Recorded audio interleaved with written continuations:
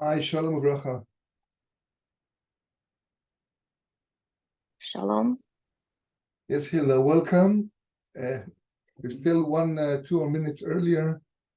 We're going to get ready and, God willing, talk about some comfort and chizuk from Tzfat. Where do you Thank you. live? Where are you from? Brooklyn, New York. Be'ezras Hashem Yisborach. Thank you.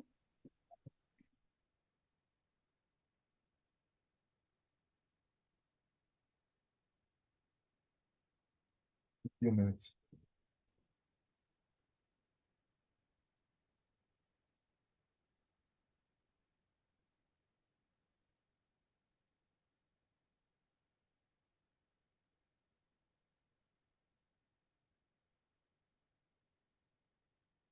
How was the hi, Shira? Good to hear you.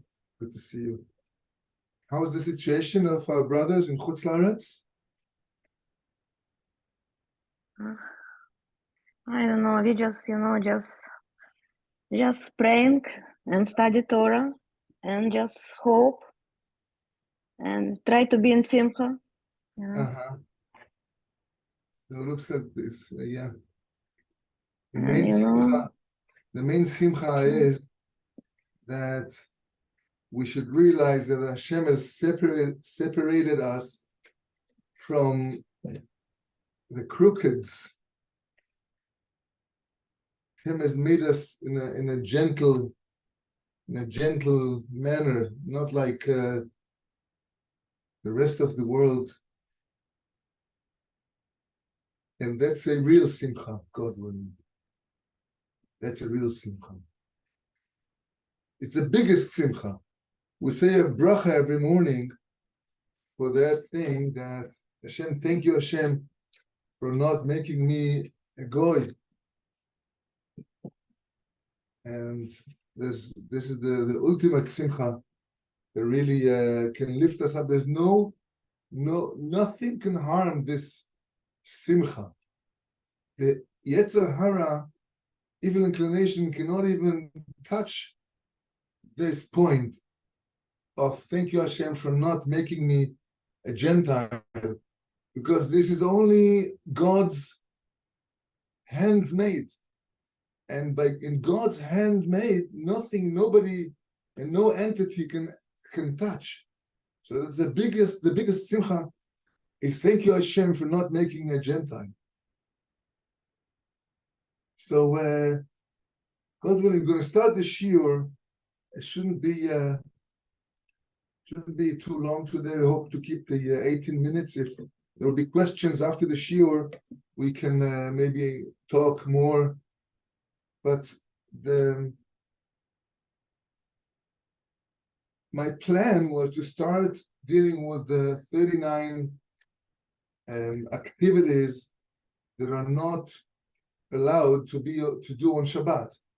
But since the incidents of the last week, I will, with your permission, divert the shiur today to discuss what happened over Shabbos and what happened through the week, and what's going to happen tomorrow on Friday with the threatenings of the Gentiles that it should not going to be. It will not be, God willing. Whoever can record this session and send it to other people, may he be blessed. Last Shabbos, we were celebrating Shmini Atzeres. Shmini Atzeres, the topic, the typical sign of the Shmini Atzeres Yom Tov Hazeh is unique, not like any other Yom Tov. On Rosh Hashanah, we have shofar. Sukkot, we have sukkah, 4 minim, 4 minim. Yom Kippur, we fast. On Pesach, we eat matzah, we don't eat chametz. On Shavuos is the receiving of the Torah. What is the number one thing that Shmini Atzeret represents? Nothing. There is no sign for Shmini Atzeret. the practice of Simchas Torah that was added to Shmini Atzeres, it's a takana. It's something the Chachamim sages have made to connect the Simchas Torah with Shmini Atzeret. But the truth of the matter in the Torah, the only sign that represent highly the Shmini Atzeres is the love. The love that Hashem has to His nation. The Midrashim are teaching us that after the 7 days of the festival, that we were taking care of, we were giving sacrifices of 70 bulls, a lot of animals to satisfy the whole world and the nations, and to give every sacrifice was even good for the nations. The 8th day after the 8th day after Sukkot, Hashem says, as the Midrash brings down, Hashem says to His nation, "Stay with me one more day. I want to celebrate Shmini Atzeres just with you. I'm not going to deal with anybody else. It is you and me." And the sign for Shmini Atzeres is love. Hashem's love is revealed on Shmini Atzeres because He loves us so much. He wants an intimate meeting, a small rendezvous, just we and Him. And right at that day that represents the love that Hashem has to His nation, we went through that pogrom that many of our brothers and sisters were taken up to Chaim in a Mita Mishuna. They were all martyrs. They are all going to the highest place in Gan Eden. That's the Harugei Malchus, and everybody who is being murdered or killed because he's Jewish, just because he's Jewish, no other reason. This means to give your souls over Kiddush Hashem. And the chamber of those who were murdered on Kiddush Hashem is the highest chamber in heaven, the highest chamber in heaven. That person could be so far from Yiddishkeit, so far from anything, any sign of Judaism, but if he is murdered on Kiddush Hashem, he become a martyr. Again, and as I discussed in my newsletter, we're not looking to blame no one. It's not the word now to look for the guilt, those who are, it's his fault, their fault. There's nothing. It's only Hashem with His presence and control and dominion, and He made the decision, and we accept the decision with tears, with acceptance, tears and love. Rabbi Nachman teaches us very special, in his very special teaching in Likutei Moharan, the book of Rabbi Nachman of Breslev. This is how it looks. Likutei Moharan, teaching number 260, Reish Samech, on the first volume of Likutei Moharan. You can look it up in Safaria. Safaria is a terrific website that brings all Sfarim. An amazing translation of Likutei Moharan could be found in that website of Safaria. You go to Chassidus, and then to Breslev, and then to Likutei Moharan, and then the first chelek, the first chapter of Likutei Moharan, teaching number 260, Reish Samech. Rabbi Nachman here discusses the matter of Hariga. I'll read it inside so we can get it together. He started to talk about the 10 martyrs of Harugei Malchus. Back then, in the times of Rabbi Akiva, Rabbi Tsfat Meturgeman, there were 10 martyrs that had a decree from the Roman Emperor that they were killed So they sent one of their major sages to Shamayim to ask above, high above, are we determined to give our souls or aren't we? And he came with an answer, he came down with an answer from the heavenly court. Yes, we, the 10 of us, since we're the tikkun, we're the tikkun of the brothers of Yosef HaTzadik, who sold him, so they sold their brother. We are going to make a tikkun for this incident, this what happened back in Yosef HaTzadik's time, and it's min hashamayim, we should give our souls on the altar. And they were willing, and they gave their souls for on the yoke of Malchus Shamayim. They made it for Kiddush Hashem in order to take care of the unification of HaKadosh Baruch Hu, God, and His divine presence as it is known. Because back then, it was impossible to fix the heavenly unification only by their souls who are coming up. Because therefore, they are willing to sacrifice their souls on Kiddush Hashem. Because, says Rabbi Nachal over here, brought from the Zohar, when the souls are going up to Shamayim, Alidei Mesiras Nefesh, when they're willing to give their souls on the altar of Kiddush Hashem, and that's what happened last Shabbos. All these souls, endless number, we still don't know how many are they. They started to say 700, now they went up to 1,000, and today they're talking about 1,500 that are not even recognized yet. Still, all these holy souls that went up to Shamayim, up on Kiddush Hashem, they're going back to the Shekhinah. They're going back to where they belong.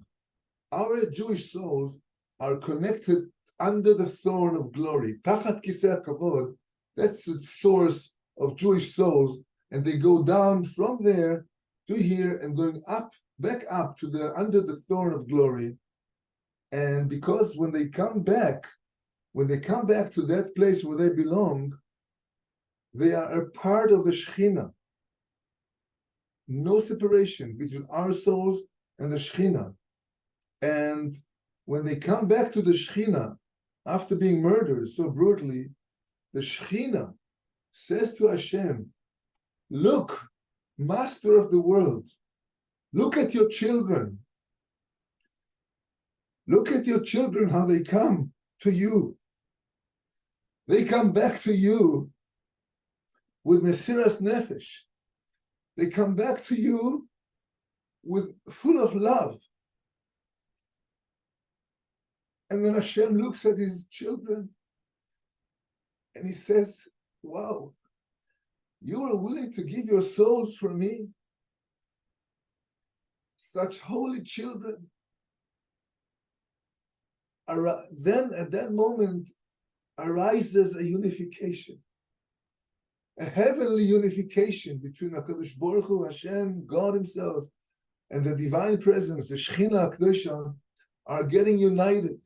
That's something that's hard for us to understand exactly what it is, but they're getting united. A unification, a heavenly unification is happening, and blessing and bracha and prosperity comes to the world because of that. The world can continue to be sustained because of those souls who came up to Shamayim with Mesiras Nefesh. If not for them to go up to Shamayim by brutally murdered, who knows how the world will continue to maintain, to exist, if at all. But those souls were chosen with very specifically, who's going to go, who's going to stay. Hashem made these decisions, and it's His to decide, not for us to decide. So then the unification occurs, and sometimes, says Rabbi Nachal over here, teaching 260, sometimes for this need would come a mass killing, chas v'sholom, that chas v'sholom, many souls, Me'am Israel, needs to be killed in order for the heavenly unification to be continuing by their souls going up. And this is the reason why sometimes, chas v'sholom, mass killing is happening. So we see that there's nothing here we could really understand. It's like lofty, heavenly matters were not a part of the decision, nor the discussion, nor the nothing. We just have to accept Hashem's love to us, because the whole incident over Shabbos, last Shabbos, was an incident of love. Again, we never understand it. But sometimes there's another teaching.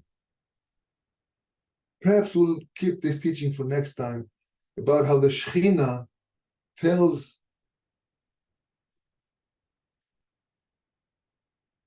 next time we will discuss, God willing, bli neder, how the Shekhinah talks to us and how she pour her heart to us. The Shekhinah chooses her closest friends and share the difficulty she's going through, but we'll talk about it next time. For now, we heard that there is a threatening for Friday in Chutz La'aretz, in America, Europe, everywhere the Arabs are. They are threatening on Friday to do some problems to the Jews. And I remember that back in 2019 was the same story. It was a big thing, a big show, big media, and the Arabs were again threatening to hurt, damage, do whatever they can. Nothing happened. Number one. Number two, the aspect of fear. This is what they want. The fear, and we are not afraid. What the only thing they want to do is to spread that we should be afraid. But a Jew is never afraid. Maximum fear of God that I can have will prevent me to have any other fear from any other reason, from any other cause. So the more I get to fear from God, elevate my yiras shamayim, to think how God is great, how Hashem is massive, and Hashem can punish sometimes, and this will cause me fear. And the more fear of God I'm going to elevate in myself, the less fear I'm going to have from the world, because there's only 100% of optional fear in the human system. If I'm afraid of God, only 50%, so there's a 50% left for other fears. And if I'm afraid of God, 90%, there's only 10% left of fear for other things. So this is how it goes. So try to work on your fear of God, elevate it, think about Hashem. Remember,